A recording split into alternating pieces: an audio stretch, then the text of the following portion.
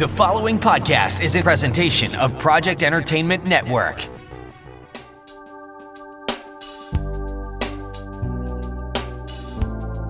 Welcome to the Sample Chapter Podcast, the show where authors read a sample chapter from one of their books. Here's your host, Jason A. Meiske. Greetings and welcome to episode 106 of the Sample Chapter Podcast, the show where authors read a sample chapter from one of their books. Hey, as the lovely ladies said out front, I am Jason A. Meiske, a thriller author and the host of this and every episode.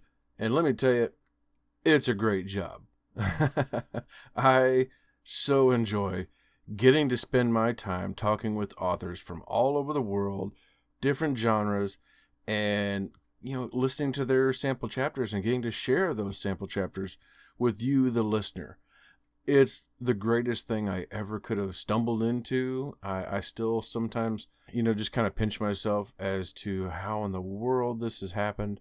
And I'm so happy to be here. Well, speaking of sharing and being happy, you may have noticed at the very start there was something a little bit different. We have some big news. This show has been picked up by the Project Entertainment Network. Oh my gosh, that is awesome. And I couldn't be happier about the way everything worked out. We are still also on the Pop Quiz the Culture Network. So we're now a part of two different networks. And I couldn't be happier. This is a really kind of almost a dream come true. I was a fan of Project Entertainment well over a year before I started podcasting, before this show began. So now it's just awesome to have been invited and to get to join this network, and to be a part of two of them. That's just icing on the cake, man. I mean, this is great. So thank you very much to Armand Rosamilia, who runs the network, and to all the other shows over on Project Entertainment Network. I salute you all. You're doing great work, and I look forward to working with you. Our guest this week, he's a speculative horror thriller author out of Alberta, Canada. And this is one of those times where let me see, the best way to put this, I get along with all of the authors. I always get along really well. I have a good talk. Things go really well, but man, speaking with this week's guest, the marvelous MJ Preston, was a real treat. I mean, he and I think just really hit it off. There's always the little bit of hesitation at the beginning because neither one of us know each other yet. We're trying to get a feel for it, and of course an author coming on a podcast, they never know what to expect, from this guy, this voice on the other side. But, by the time it was all done, we chatted for another half hour, 45 minutes after the episode was done, and we just had a fantastic time. I really enjoyed talking to him. I cannot wait to share this episode. You're going to love this. He is a blue-collar guy, something I really respect. He gives us some great advice on writing. We get to talk about how when he does write, for him, it's he sees the movie playing in his head as he writes. He's a very visual kind of writer. And, and I think one of the other reasons that we got to talking so much and had so much in common was he is also a Robert McCammon fan like myself. And so we just went on and on and on talking Wolf's Hour, Boy's Life, Swan Song, you name it. And, I got to tell you, when he begins to read, and I know he's nervous. I know he's listening to this right now going like, Jason, what are you doing? Just get to it. Now, everybody be ready for this. MJ does a great job. He really does a great job. And this is one of those rare moments where I was sitting on the edge of my seat when he was doing the reading. I'll be honest, total honesty here. A lot of times when the author's doing their reading, that's when I'm trying to put some paperwork together, make some other notes, work on, maybe even work on another show, because I go back and I edit. So I hear the story a lot. Man, MJ just pulled me right in from the start, kept me riveted throughout, and I couldn't wait to hear what was going to happen. And I cut it out, but I gave like an audible groan when it was over with, like, oh my gosh. So, he's got a new reader in me. I've got to see how this goes. The day that this episode comes out, February 25th, is the day that the book comes out. His latest book, 4. It's in the Highwaymen series from Wild Blue Press. And so, yeah, it's available right now. So stay tuned. You're going to hear that interview. You're going to hear a chapter from him, and then go get that.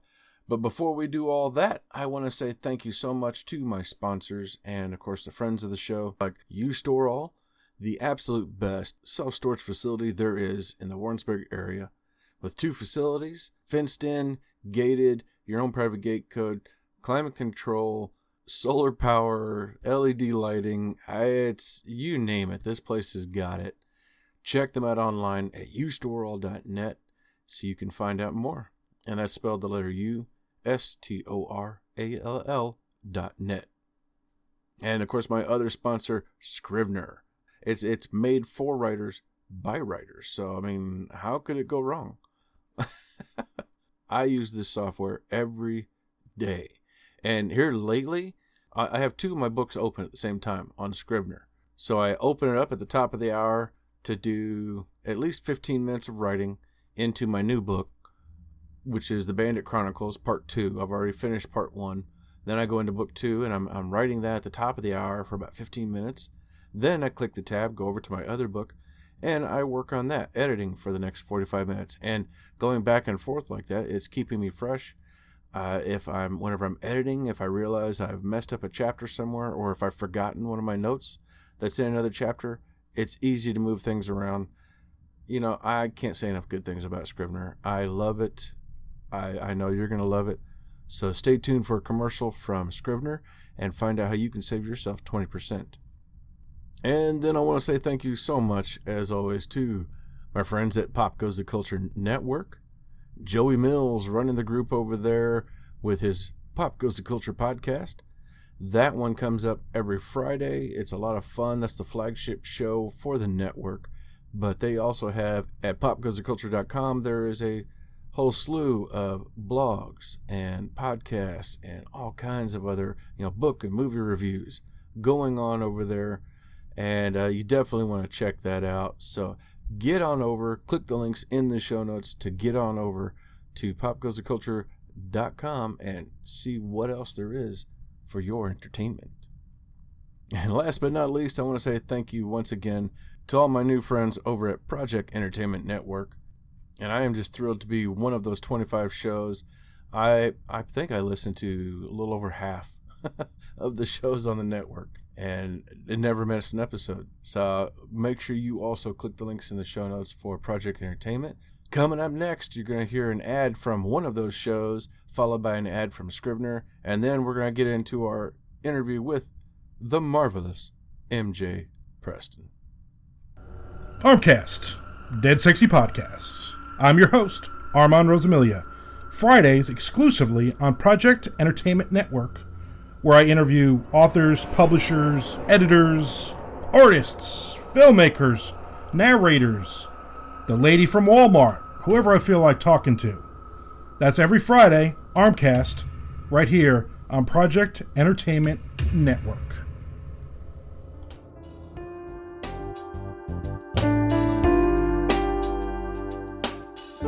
Jason here. Hey, I wanted to take a moment and tell you about my favorite writing tool, Scrivener. Now, I know you've heard about Scrivener because their writing software has been embraced by hundreds of thousands of other writers like you and I, from the novice to best-selling novelists. The reason we all use it is because of Scrivener's core concept to bring all the writing tools you use together in a single application. And with tools like automatic backup, character maps, project goals, and let's not forget that amazing corkboard, you can see why I use Scrivener every day. As a bonus for Sample Chapter Podcast listeners, use code CHAPTER for 20% off your desktop version. Scrivener writing software, built by writers for writers. Ladies and gentlemen, boys and girls, dying time is here. Now, that's a little Mad Max throwback for you. Today we have a wonderful horror author, To his neighbors, he's a quiet and unassuming guy who works a blue-collar job. What they don't know is that he also writes dark speculative fiction. He's been printed all over the world. I am talking about M.J. Preston. M.J., welcome to the show. Thank you very much. It's good to be here. So hopefully you got my Mad Max reference there. I did, actually. Well, tell us a little bit about yourself. Well, I come late to the game, or at least I find what little notoriety I guess I have coming late to the game is, as you mentioned, we're about the same age, so I'm not gonna out you, but I'm 55, and I've been writing my whole life. Like, I started out as a young man and have aspirations. I was inspired by guys like Stephen King and Robert R. McCammon. I was a voracious reader and I wanted to be a writer, but it's a very hard market to break into, and especially before the whole Amazon thing came to light. So I'm going way back. I was writing on a typewriter back in the 80s, clicking away, on an electric typewriter, which I thought was state of the art. And I don't know how I did it, but so everything went on paper, and it's a difficult process. But I was a young man. I got married very early, and I had a son, and so I ended up joining the Army for 12 years. And I still wrote in my spare time. My first novel, I wrote probably half of it while I was in the Army, but I kind of shelved it and accepted the fact. I thought, well, I'm going to be a soldier for the rest of my career, and that's what I'm going to do. But I went out and I wrote reportage for the military. We had, like a base paper, so I wrote for them. And anyways, after I got out of the military, I found an old manuscript that I'd been working on, and that was The Equinox. That was my first book. And I just decided, okay, you know what? I'm going to give it a shot. I'm going to try and finish this manuscript, and then I'm going to try and sell it to somebody. Well, the selling part wasn't real easy because, you know what? The fact of the matter is, if you want to get in with the big publishers, you almost always got to have an agent. And when you're an absolute unknown, that's very, very difficult to get an agent. And I find today, because I know a lot of writers who are now breaking out, is they end up getting agents after they have their breakup. Because now the agent wants them because they see that they're a success story. But for the most part, it's very tough to get an agent. Yeah, one of my early authors that I was following, I heard him on a podcast talking about, to get a publishing deal, you need to have a book and a presence. But how do you do that without getting a book in the first place? And he was just like, yeah. So he ended up going indie, and he's still chugging along. But yeah, and there's mixed feelings about that. There's some people that think it should be the traditional thing. But quite frankly, this has opened up the gates for a lot of talent to actually be heard. Think of all the writers that just couldn't get published. Maybe, they got manuscripts sitting in their basement. They couldn't do it. But maybe their stuff, it just wasn't for that publisher. But, a publisher usually only reads the first page. And if you ain't hooked them, man, guess what? It's going on the pile, and they're going to the next one, right? So. Oh, yeah, yeah. And I mean, you never know. I mean, one of us could end up writing the next Bird Box or The Martian, and next thing you know, yeah. Well, and so just to get back to my story, and I'll go fast because nobody wants to hear my whole life story. So I finished Equinox, and I tried to get it published traditionally, and that didn't work. So I said, to hell with it. I'm gonna go do this. I was actually encouraged by another writer who said, you know what? Why are you holding back? Just go do it. And I did it, and I entered it in the Amazon Breakthrough Awards, which they used to have back then. And then it's a horror novel, The Equinox, and I mean a real straight-up horror novel with a monster and mayhem and all sorts of things. So when I put it in on a lark, because I thought, well, first of all, it's a horror novel, so there's no way that I'm going to win this. And I made it to the semifinals, and this was like I don't know, there was like 35,000 entries. I think I got down into the last 100 before I got bumped by I don't know, probably a cute book about flowers or somebody who tried to do something, a literary piece, or I can't remember who won it, but I was still pretty jacked because every week I was watching the book go up and up and up. And it found some, I guess you could say, underground success. I mean, the book did okay. And everybody, even now, because that book has been re-released with Wild Blue Press, even now that book gets so much love. And, so at any rate, so I went on from that. I went and I became an ice road trucker. I drove the ice roads up in the Northwest Territories. And while I was up there, I was pimping my book on the ice, hey man, got a new book, anybody want to buy a book? And we sold actually a bunch of books up there. And then I got the idea for my second novel, which was Acadia Event. And Acadia Event was based on the ice roads. So I did 3 seasons up there on the ice roads, and that was really, really inspiring, very cool. So anyway, so I wrote Acadia Event, and then we get to the books that we're going to talk about today, Highwayman and 4. And the reason that I mentioned Highwayman, because 4 is the one that's being released brand new, is the 2 books are the same story, and they go together. Highwayman is the beginning of a series that I'm writing, and it's these 2 books, one story.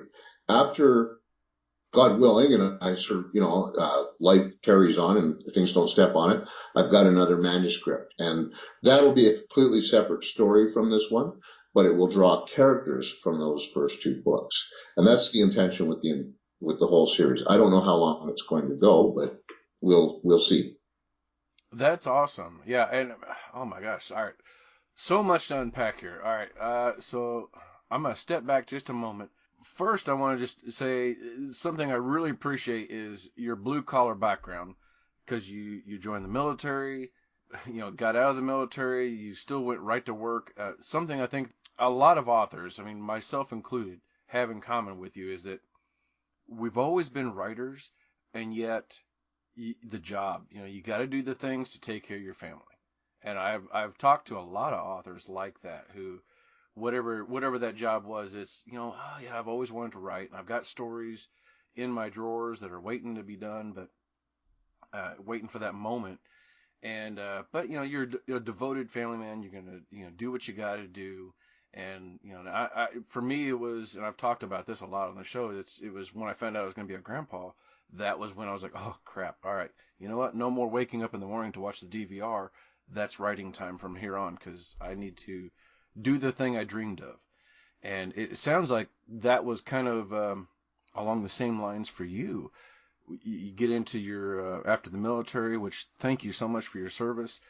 But then you go into your trucking, and then it's like, I'm gonna start doing some writing, and that was awesome that you still picked that up years later and got going with it.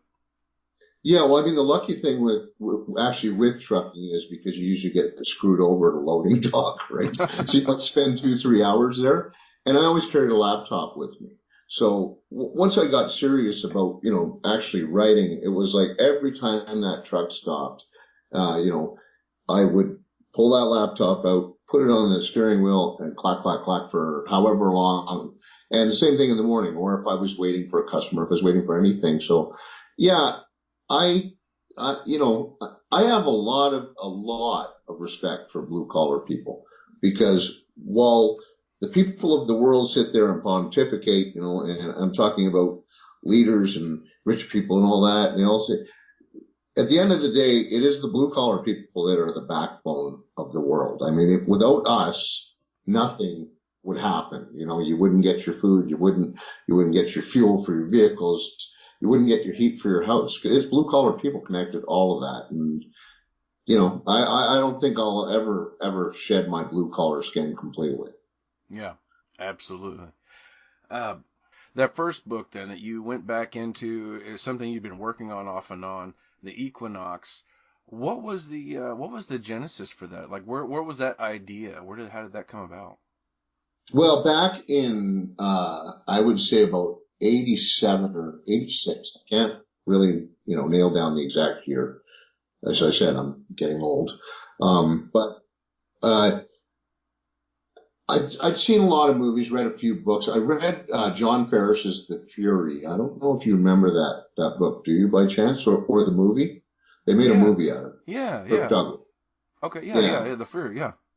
Yeah. So I was fascinated with the concept of the chase, and I think Stephen King did something similar after with Firestarter. But what I liked about The Fury was that this guy, played by Kirk Douglas, was unyielding in getting back his son, and he was doing everything he could.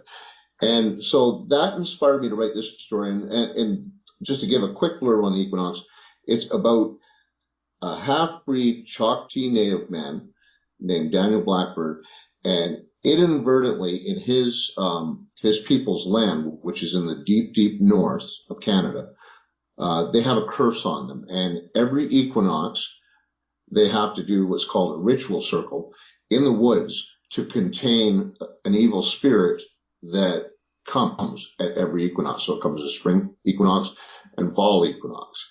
And this thing is Skinwalker, and it can look like anybody do, but it's like almost like a Skinwalker Wendigo hybrid. It has to eat. And anyways, it escapes on the world, and Daniel Blackbird is the one that set it on the world because of he didn't believe in his people's traditions, and it managed to get by him. And it kills his grandfather in the process, who is the elder of the people. And so Daniel Blackbird sets out on this 14-year-long trek to try and stop this thing. And that's where the story goes. And I have it's a lot of Aboriginal stuff in it, but it's also got a police procedural side to it. And these two cultures basically clash at the same time as this creature is in town, and Blackbird's going to have this big, showdown with it or whatever. But yeah, it was just a great horror novel. So, chasing a monster, it killed your grandfather, so you're driven by vengeance, but you're also driven by a sense of responsibility because it was his fault, and it's just killing its way across the Americas, and he's tracking it, right? So yeah, it was a fun book to write, and it was a real learning experience for me as a writer, because that's the first time I tackled something like that. Acadia Event, when it came out, the second one. Oh, I'm sorry, I'm getting away from your notes here. So you had No. Yeah, no, I love this. I love this because I love being able to, introduce people who are listening to, some of the other books. So yes, I'm waiting with bated breath. Tell me about Acadia Event. Okay. So anyways, Acadia Event, that was that was a science fiction horror, I would say, because I don't like to put the whole science fiction thing on it, because I probably get attacked by the hardcore science fiction people. You don't know crap about warp speed, drive, this, that, or that. And I really don't. I mean, I love Star Trek, and I'll watch a sci-fi movie, but I'm not real boned up on that stuff. So Acadia Event, though, is my thing with that is I had a character named Marty Croft, and he lives in the Niagara region. Okay. But he's a guy, he's like a commercial artist, and he's got a past. And it's kind of funny because Acadia Event was just re-released by Wild Blue Press last month, or actually in the last few weeks. It was just brought out on the eve of 4. And anyways, just to get back to what I was saying, is he has a past. He was a blue collar guy like me, but he was a blue collar guy that drove a truck, but he stole trailers for a living. And he used to work for an old Irish gangster in the Hamilton region. And that's in Ontario, Canada.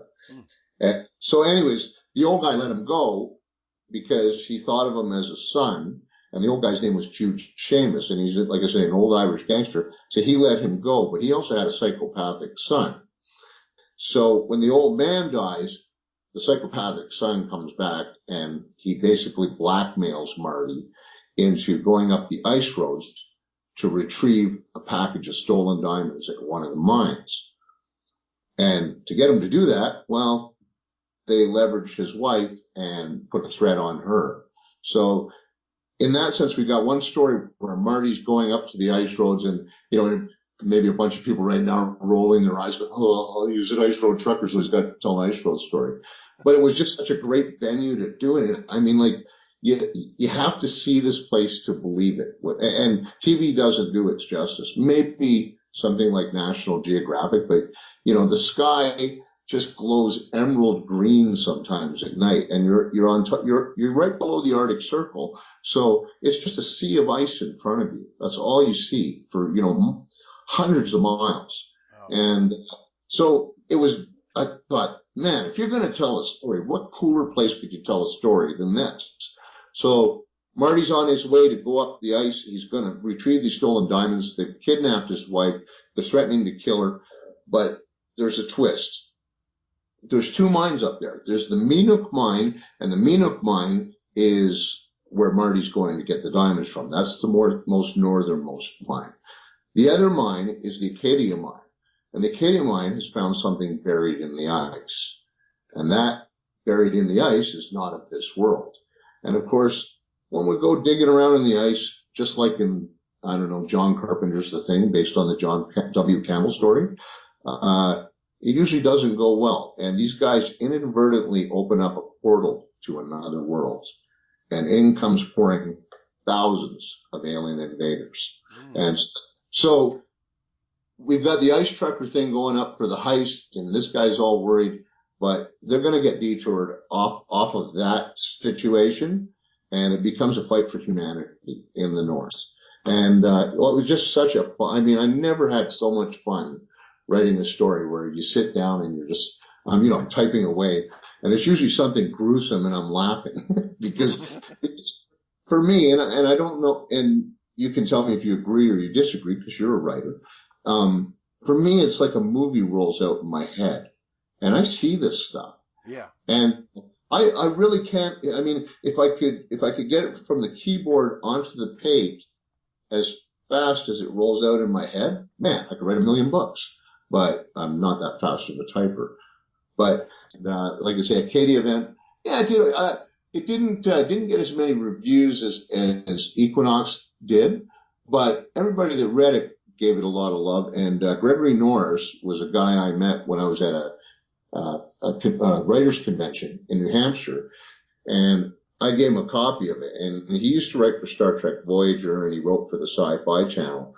And I was like, oh my God, I'm going to give him this, and he's going to just, pieces of it. And he came back, man. He plugged it. He's plugged the book in the book, and Wow. on the he awesome. he. And I just said to him, really? And I said, I thought you were going to take me to task. And I absolutely love it. But then Greg Norris is such a sweet guy, and he's a great writer. So anyway, and then that brought me to the next two books, and that's Highwayman and 4. And as I kind of went off on a tangent about it earlier, but what I really like is like so many of the authors I talk to, and again, I'm very much the same way. That first book was a passion project, something that was there all along, something that maybe you dabbled in or had written off and on. I was the same way. My first book was an off and on project for almost 8 years before I finally finished it. But then going forward, it was something struck me, and it was sort of writing what you know, which I've come to learn. Writing what you know doesn't mean, oh, it has to be, like in this instance, it has to be all about ice road trucking. No, that's just a part of it. The rest of the story evolves around that little bit of detail that and how it could relate. And my next one is about storage, because I work in self-storage, and it's not about self-storage at all, but it takes place around there where I can kind of work the story around there. And that's something I think is really cool, is how that inspiration struck you, and then you wrote that next book really quick. And going forward with Highwayman, I'm sensing another bit of inspiration there as well. Well, yeah, I mean, there's now, I mean, I didn't go to Quantico, and I didn't fly down to get. I'd love to. Okay, in all honesty, but I immersed myself in, because we're talking about profiling, serial killers, myths, and I really wanted to have all my ducks in a row. So from my personal life, what I drew from it is that every place, because this is called Highwayman, so this is a guy that kills all over the country, right? Mm-hmm. I've been to every one of the places. I know those roads intimately because I drove a truck for 10 years on them. I went into all of these places. So there's these sites where the murders in the book, and that's what it's about, is a serial killer, where they're taking place. I've been to these places. Don't go back there because you might find bodies. No, I'm just kidding. And so that part was easy, like as easy as the ice road thing where I'm up there. The difference with the ice road thing is that for me, that was such a new experience, and I was like a sponge, just sucking up everything I saw. I mean, you meet weird and interesting people in these places, and they impress on you. And so from Highwayman or the Highman book series for these two books, Highwayman and its follow-up 4, I have been to all these places, and they were planned out exactly like that. The difference is I'm not a police officer, but I have had a vested interest in the police procedural, right back to the Equinox. There's some of that in there, and I'm an avid reader of true crime. And like I'm not crazy about, or you know what I mean. But I like true, or I've read a lot of true crime. Some of it is just wow. And I thought, if I'm going to write these books, I have to immerse myself. So for roughly 2 years, I read and ate and, digested documentaries, books, and a funny story is that's what led me to Wild Blue Press, because one of the guys, one of the books that I read was by Kevin M. Sullivan, and he was the author of The Bundy Murders, A Comprehensive History. So that's one of the books that I read, and I was so very impressed with it and found out so much. I gleaned so much from that in how I was going to build my character. He wasn't going to be Ted Bundy, but I looked at some of Bundy's traits, and you compare them to other serial killers, and there's almost a thread that runs through many of them. They share the same kind of thing. Either they're narcissistic or a lot of them come from an abused background, and then there's some that don't. But a lot of them have they have a lot of commonalities. And so anyways, I got a hold of this Kevin Sullivan guy, and I said, hey man, I just want to let you know I'm not bothered, because Kevin's a pretty successful writer. I said, I'm not here to bug you. I just want to tell you that I'm writing a book, and I was reading one of your books for research, and he said, well, have you found a publisher yet? And I said, well, and so Kevin didn't get me in there. I went in old school. I submitted, and they accepted. It took a while.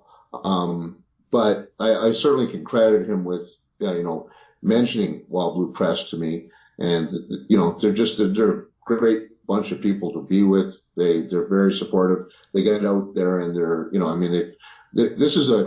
this year is when I saw my work go to audiobook, and I was blown away, because I'd never had that before. And, it's cool. You get to do auditions for the readers, and, So so you got the Highwaymen, and then the follow-up. That's by the time when this episode drops, it'll be the day that 4 comes out, which is not so much a sequel. These happen. Is it linear? Are they happening at the same time? Oh well, Highwayman's already out.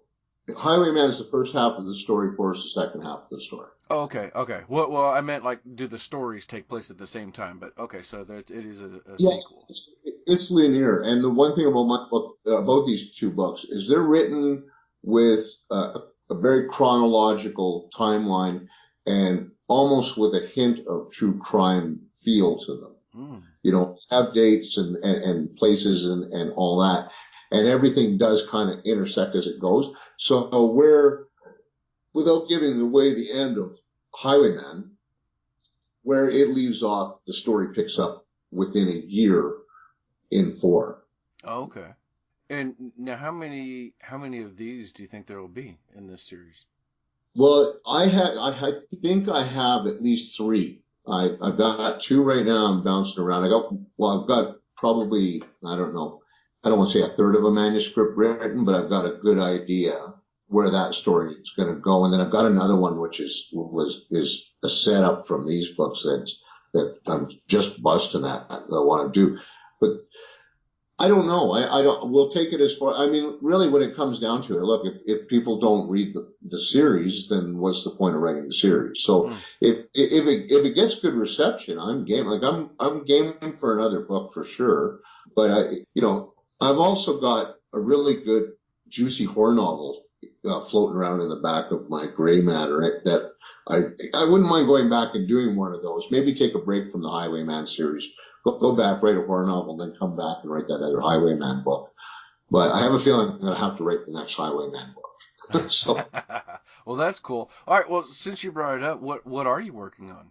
well, that's what I am working on is the next Highwayman book, and it's going to have the protagonist from this book is going to be in the next book, but it's going to be a whole different deal. And I've got what I've done with this series, okay, and is at the end of the 4, without having a spoiler, in the end, the epilogue, it leads you into the next Highwayman book. Oh, so very cool.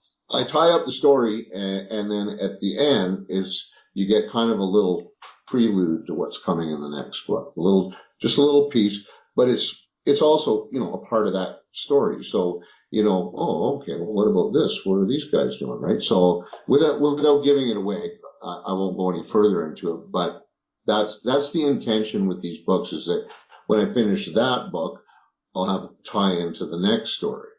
And it'll just keep going until, I just run out of ideas or people tell me to go away. Very cool. So since you began this, as a blue collar guy who's worked for a living and still works for a living, but you're writing these books, getting to kind of live out the dream. What is something that you've learned about yourself in this process? Oh, what have I learned about myself in this process is, well, I think I've become a lot better writer over the years. And I had a mentor who, when I sent him the first chapter, I agonized over it for about a month, right? He said, just send me the chapters and I'll send them like this. And this guy's a historian and a historical writer, and he's probably one of the most knowledgeable people about World War I in Canada. And he's written, or he's helped in background with very well-known authors as well. So I was freaked right out. And so I held on to that chapter and polish. Oh God, there's a comma here. Oh no, And finally I sent it to him, and he sent it back with his notes. And then he said, by the way, what was the holdup with getting this chapter? I thought you said it was written. So I confessed, and I said, well, man, I was so scared that, you were going to tear me down, because I respect you as a writer. I'd read a couple of his books. And he said, just write the fucking thing. Right? And I said, what? He said, look, this is the best advice I can give you. If you have a story and you know where point A is, and you got a darn good idea, see how I went G-rated there? Darn good idea, how to get to, point Z in the story. He said, damn the torpedoes, write it. Don't worry, don't freak out about the grammar, don't freak out about the polishing. You just, get in your car and put the pedal to the metal and get the story written. He said, because you're going to be going over that thing like ad nauseum after it's done. So get the story out while you're fresh and while it's all in your mind. And it was probably the best advice I ever got from in regard to writing, because it's true. I see a lot of young writers today. I'm a part of a couple of writing forums, and you'll see them saying, well, I'm agonizing over this paragraph, or I'm plotting this or that. And I think that at least for me, and maybe it's different for other people, but I think I'm better served if I just write the thing. I just go. And that way I got a full head of steam, and then I can go back and go, oh my God, geez, look at the mess, right? But that's what editing is for, right?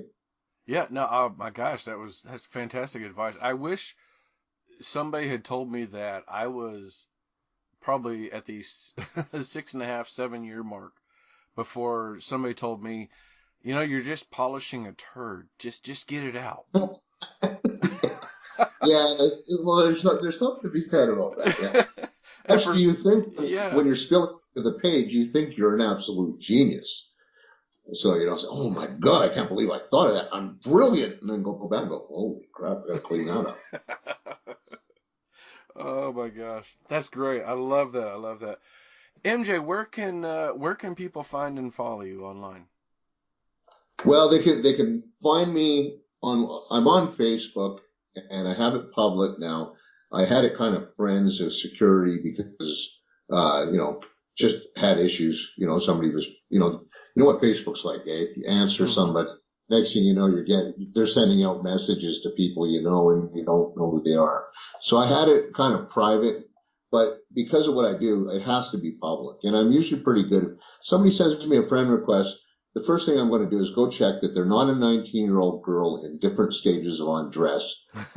As soon as I see that, it's like, oh, okay, boom, you're gone. But, if somebody's got a Facebook page and they like my work and they're interested in my work, I'm pretty open to accepting friends. I have a website called mjpreston.net, which is a constant work in process to get it how I look, how I like it. And you can go there and you get links to anything. If you want to get links to my books or whatever, all my books are available on Amazon as well. And, Twitter, Instagram, I got all that. But really, you find me on Facebook or you go to my website, mjpreston.net, and you can get anywhere from there. Fantastic. Of course, everybody listening, we will, as always, have the links to all of this in the show notes, so you can just click the link, find his books, find his website, find his social media, and follow MJ along and anxiously await for this next book 4. Well, what can we expect from the reading today in 4? Well, I'm going to go to chapter 5, and this is basically the setup. And what I'll do is like I say, I'll give you a quick synopsis. Highwayman is about the rise of a serial killer, and they're chasing him. 4 is about that same serial killer, but he's honing his craft, and he's got a massive project. And basically, without giving it away till I read the chapter, this chapter is called Chapter 5, which is Yard Street Interrupt. And I'm going to give you a reading from that, and we'll see where that takes us, and we'll leave it there. All right. Sounds good. MJ, thank you so much for coming on. This has been great, and there's just so much here that I have a feeling we could talk for hours and still even talk about everything we wanted to talk about. Oh, absolutely. I had a lot of fun, so I thank you for having me on. I'd do it again. Oh, great. Well, I will probably take you up on that. The pleasure has been all mine. Ladies and gentlemen, it's time for me to step aside, grab a drink and a cigar, and listen to our guest, MJ Preston, with his latest book available today, so go get it, 4 Highwayman 2. Chapter 5, Yard Street Interrupt. 12 November 2008, Grand Acres Survey, Kirkland Island, Pittsburgh, Pennsylvania. There were 4 houses already built and inhabited on the newly constructed street, and another 5 were under construction. Beyond that lay the beginnings of a new suburb reclamation of property that used to be home to a pulp mill on the west side of the island. Kirkland Island found itself floating in the Ohio River 17 miles northeast of Pittsburgh, Pennsylvania. Once a booming industrial park, home to paper mills, steel plants, tank farms, and various waterborne industries, the island was quickly becoming a haven for young families just starting out. The lower property rates, low taxes, and the promise of renewal made the real estate an easy sell for property managers. As industry fell victim to the times and plants started closing their doors, developers bought up the land and began reclamation. Above the murky water of the Ohio, a blood moon cut in and out of, distorted by, but slicing through, the haze of snow-bearing clouds. There would be snow, a great deal in fact, but the red sphere didn't go quietly behind the curtain of winter. It loomed in a softer hue of blood orange. Under the scarlet night, a white cargo van rolled silently through the gridwork of streets. One might think the vehicle transported a contractor, perhaps wandering the new survey, making some final adjustments or inspection. But the occupants of this vehicle had a more sinister agenda. It rounded the bend, yielding to the newly erected stop sign, working its way down to where the 4 completed houses sat. Once there, it parked at the end of the street, idling until the moon succumbed to the clouds and was gone. When the van's back doors opened, 3 shadowy figures stepped out onto the street.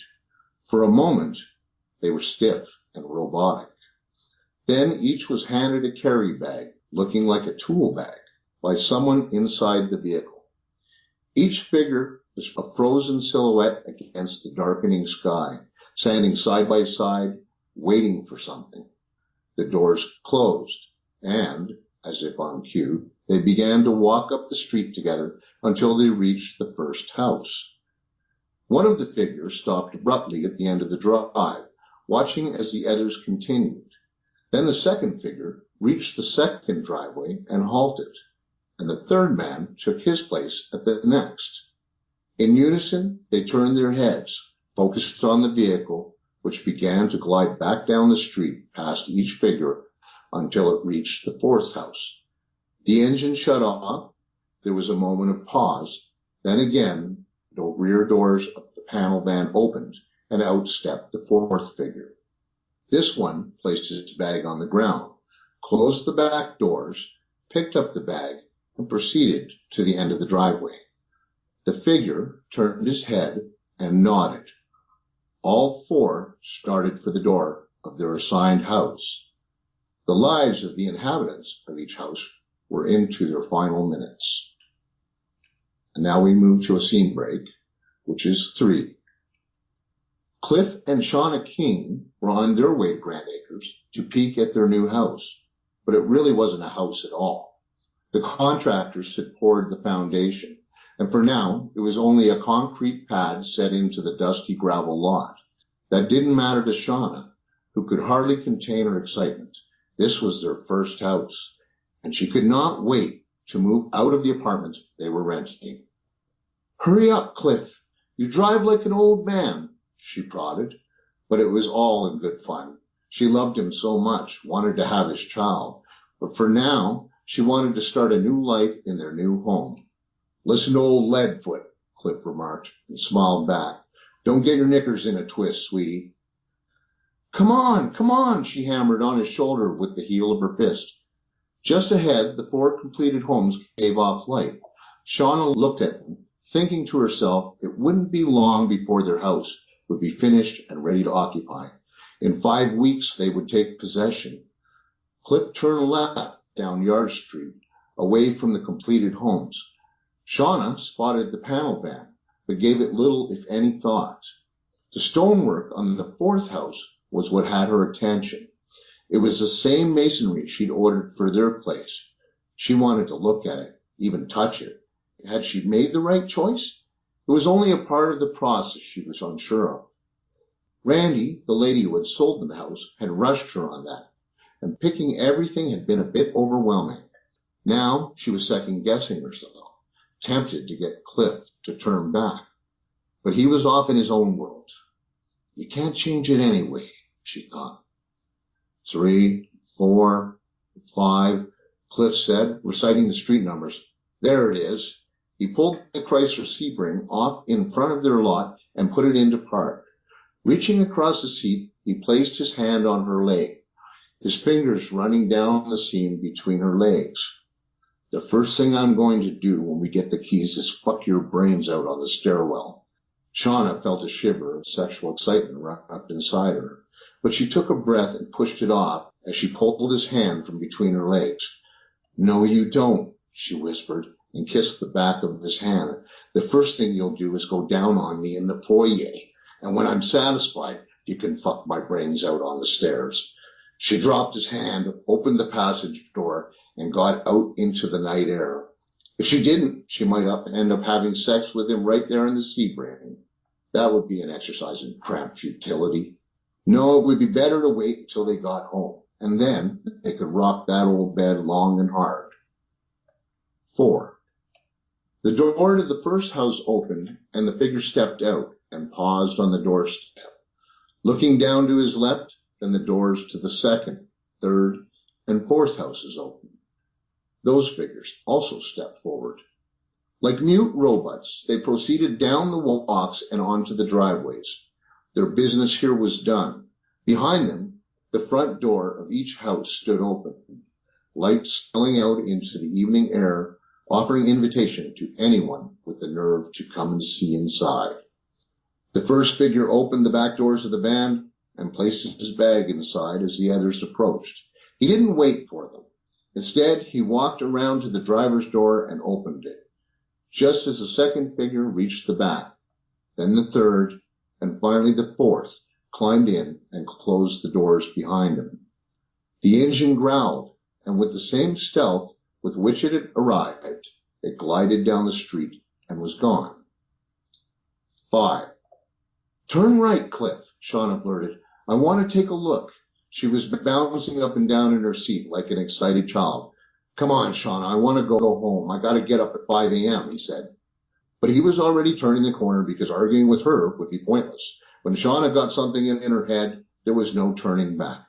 "Just for a minute, baby. I want to look at the stonework. Then we can go home." She reached over and caressed his leg, then smiled seductively. "I promise." There was no arguing with that. The fourth house was roughly 300 yards up the street, but as they closed the distance, neither Cliff nor Shauna was thinking about how the stonework would look on their new home. Instead, both were wondering why the front doors of all four houses were standing open in the dark of night. They coasted up to the fourth house and stopped in front of it. Shauna suddenly felt uneasy, her stomach tightening as an inexplicable anxiety rolled through her. Something was wrong. She could feel it. "Cliff?" "What the hell?" he muttered, opening the car door. "Cliff, maybe we should go." "Is that what I think it is?" He was stepping out now. "What are you doing?" "Is that—" He walked around the car, ignoring her, and started across the lawn toward the front door. For a second, he paused and looked back at his wife, confusion dawning on his face, uncertainty in his eyes. Or was it fear? Shauna suddenly felt anxiety begin to churn deep inside her belly. Something was wrong. She saw it in his face. He had his back to her, talking slow, methodical steps toward the doorway. She wanted to chase after him, but was too terrified to unlock the door. She pushed the button to roll down her window, but before she could call out his name, disappeared through the front entrance. 13 seconds would elapse from the moment he slipped through that doorway and reemerged. For Shauna, it was an eternity. He was standing there, a silhouette against the wash of white light. She couldn't see his face, but she recognized how his shoulders so often slumped. What is he doing? Why is he standing there? She thought, and then said, "Cliff!" His head cocked to the right, like a dog trying to comprehend language. And then he exploded into action, sprinting for the car. He bumped against the right fender, and there was an audible thud. That should have been followed by a curse, but he just rounded the car and yanked the door open. As a matter of fact, he pulled the door so hard it creaked in protest as it swung beyond its usual arc. "Cliff, what is it?" she asked. He dropped into the car and turned the key without even thinking that he'd left it running. The gear in the starter ground against the spinning flywheel. "Oh, fuck! Oh, fuck! Oh, fuck!" he blathered. He cranked the gear lever into reverse and punched the gas pedal onto the floor. Shauna's neck snapped to the right, following the command of G-force created by the motion of the car. And if that wasn't enough, Cliff tromped on the brakes, sending her head back against the headrest.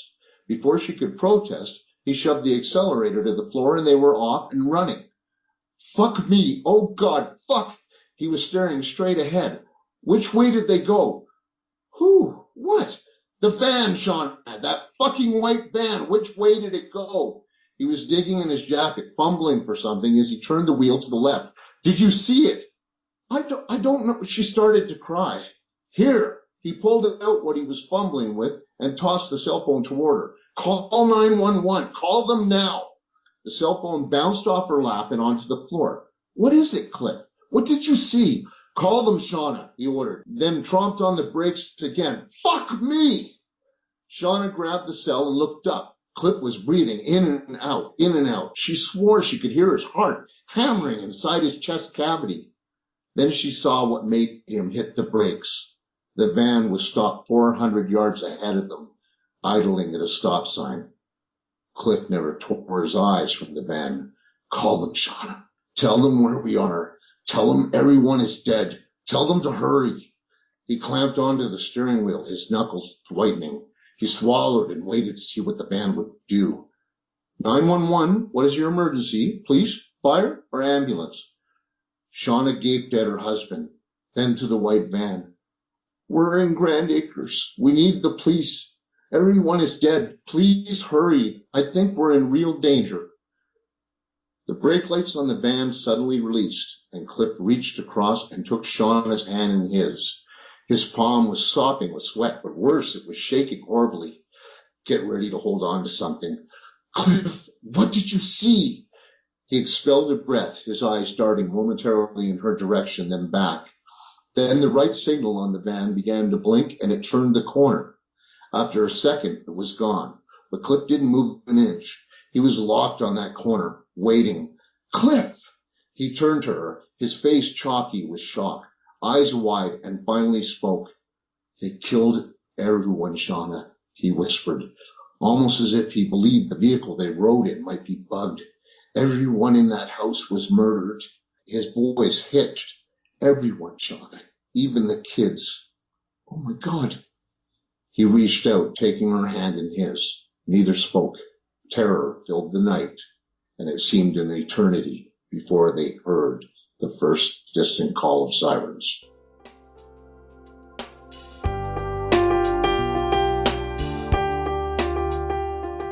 And that was M.J. Preston reading a sample chapter from his latest book, 4, Book 2 of the Highwayman series. Hey, the book is available today, February 25th, so click the link in the show notes for that book and for his websites and other links so you can follow him. Go get yourself a copy today like I have. And don't forget to also click the links in our show notes for our friends and sponsors alike. And you especially don't want to forget to hit that subscribe button so you don't miss out next week when we come back with an all-new author, a new book, and a new sample chapter. Thank you so much for tuning in. We'll see you again real soon.